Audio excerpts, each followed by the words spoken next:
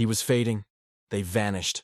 I gave them a reason to regret it. The room was quiet except for the rhythmic beeping of machines keeping him alive. My grandfather was dying, and no one was there. Not his daughter, not his son, not a single one of the people who used to call him Dad when they needed money. That's when I knew. They had already buried him in their minds. But I hadn't. I was going to make sure they remembered every second they ignored him, forever. If you've ever watched someone you love get mistreated, disrespected, or outright forgotten when they needed others the most, this story will hit you hard. Don't forget to hit like, subscribe, and stick around for a slow-burning, deeply personal revenge that started with silence and ended with justice. My grandfather was the kind of man who never asked for anything, but always gave everything. He built his house with his own hands, raised 3 kids, supported a wife who battled chronic illness for years, and somehow still found time to show up for school plays, last-minute car repairs, and family emergencies that were almost always someone else's fault. He was the family's anchor, but he was never treated like one, especially not near the end. I remember it clearly.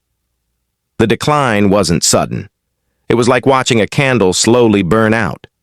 One day he forgot where he put his keys. Then he forgot where he parked the car. A month later he forgot what year it was. The doctors said it was dementia. His daughter, my Aunt Kathy, said it was just old people stuff. My Uncle Ron laughed it off. Dad's just being dramatic. But I saw the signs, 7 of them. Quiet warnings that life was leaving him in pieces.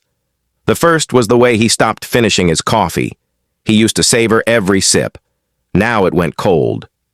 Then came the second. He started giving things away. Random things. His cufflinks, his old fishing rod, the pocket knife he always kept by his side. The third warning? He didn't argue anymore. Grandpa used to have opinions about everything, from how toast should be made to who should be president. Now he just nodded. The fourth warning?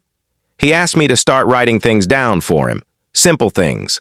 Grocery lists, names, memories.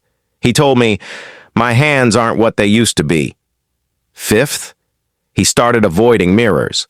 I caught him turning away once, mumbling, that man's too old to be me. Sixth was the most heartbreaking. He stopped saying goodnight. Instead, it became, if I'm not here tomorrow, you'll know I love you. And the seventh, one night when the house was dark and quiet, he whispered, don't let them pretend they love me after I'm gone. That was the moment. The exact moment I promised him. They won't. Not without paying for it. You see, his kids, the ones he supported for decades, had already written him off. They stopped calling, stopped visiting. They always had reasons. Work's been crazy, the kids have soccer, we'll come next month. But next month never came. It never does for people who only care when there's something to take. I was there for the hospital visits, the bathroom cleanups, the long, quiet nights where he just stared at the wall like he was trying to remember who he was. They weren't. They didn't even show up when the doctor said he had weeks left. They only came after he died.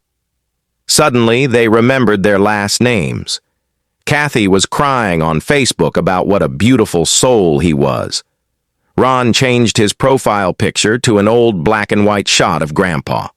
Cousin Jenna posted a picture with the caption, R.I.P. Grandpa. I wish I had more time. She lived 15 minutes away. She didn't show up once. I stayed quiet. I watched it all like a slow-motion betrayal unfolding online. Then came the real kicker. The will. They assumed, of course, that everything would be divided. That's what Grandpa would have wanted, right? After all, they were his children, his blood, the house, the land, the savings. Surely it'd be split equally. Except it wasn't. Because months before he passed, when his memory was still strong and his voice still steady, he rewrote everything, with a lawyer present, documents notarized, witnesses in the room. He left it all to me, not out of spite, but out of clarity. You saw me when they didn't, he told me. You treated me like I was still here, not like I was already gone. And so, I followed his wish. I didn't tell anyone. I let them plan the funeral. Let them pick floral arrangements, song choices, speeches.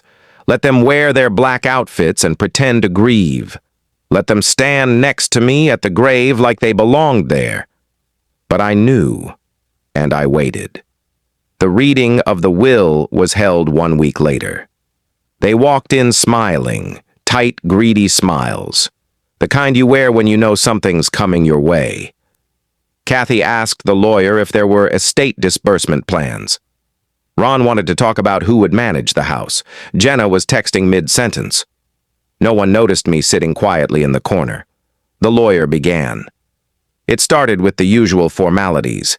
Then came the words I'd been waiting for.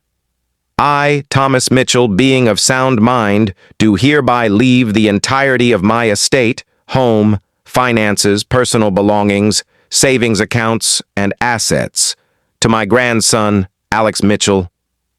There was a pause. A long one. Kathy dropped her pen. Ron actually laughed, thought it was a joke. Jenna looked like she was about to vomit. The lawyer continued. There were no loopholes, no shared portions, no apologies, just a clean legal statement of transfer, everything to me. The rest of them, nothing, not even a letter. And that was exactly how Grandpa wanted it. The reaction, Kathy screamed, said I manipulated him, accused me of elder abuse. Ron demanded a second reading. Jenna sobbed in the hallway and said, "This isn't what family is supposed to be." You know what's funny? Neither is abandoning your dying father. Over the next few months, I sold the house.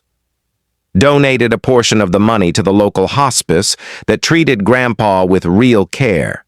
Created a scholarship in his name for students pursuing nursing or elder care.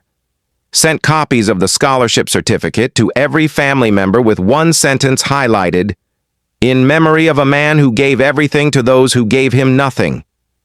And I didn't stop there. I blocked them all, on every platform.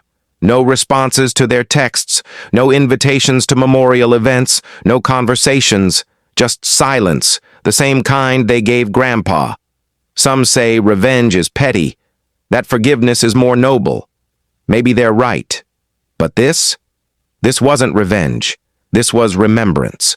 This was honoring the only man who ever showed me what unconditional love looked like, by making sure his memory wasn't co-opted by people who treated him like a ghost before he ever died. If this story moved you, if it made you angry, made you reflect, made you think of someone you still need to show up for, don't leave this video without hitting like. Subscribe if you believe real love isn't measured in blood, it's measured in presence. And tell us in the comments, what would you have done in my place?